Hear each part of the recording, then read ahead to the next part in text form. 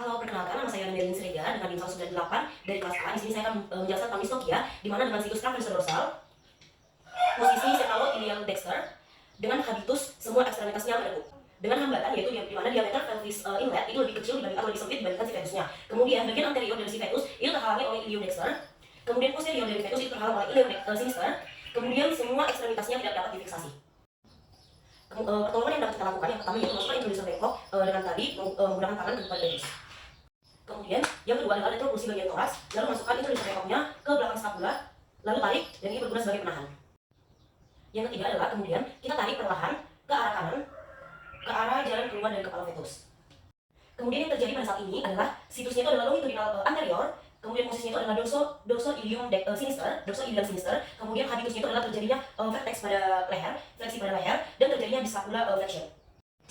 Kemudian ambil bantuan berupa tali, di mana tali ini dipasang kepada leher fetus. Lalu kita retroflusi bagian kepala fetus, kemudian tarik hingga fetus keluar dari ilium.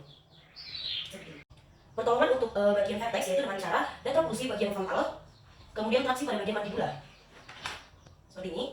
Setelah kepala fetus keluar dari ilium induk, kemudian kita harus mendiagnosa apakah fetus ini mati atau hidup. Dengan cara yang pertama, apakah ada refleks menelan ataupun menghisap, kemudian apakah ada refleks berkedip atau adanya tolakan ataupun tarikan kembali saat kita menariknya. Kemudian yang kita lakukan adalah untuk menyelamatkan bagian dari ekstremitas atasnya. Yang pertama yaitu yang pertama adalah kita lakukan retropulsi pada bagian scapula, lalu traksi pada bagian radius ulna. Kemudian kita retropulsi lagi bagian dari karpal, lalu kita traksi lagi bagian metakarpal. Lakukan pada kedua ekstremitas hingga ekstremitasnya keluar. Langkah selanjutnya yang kita lakukan adalah kita fiksasi bagian ekstremitas kranial itu dengan menggunakan kayu. Kemudian kita rotasikan fetus 90 derajat searah jarum-jam sehingga situsnya itu lalu longitudinal anterior dengan posisi dorsosakral. Kemudian tarik perlahan hingga fetusnya keluar. Dadah.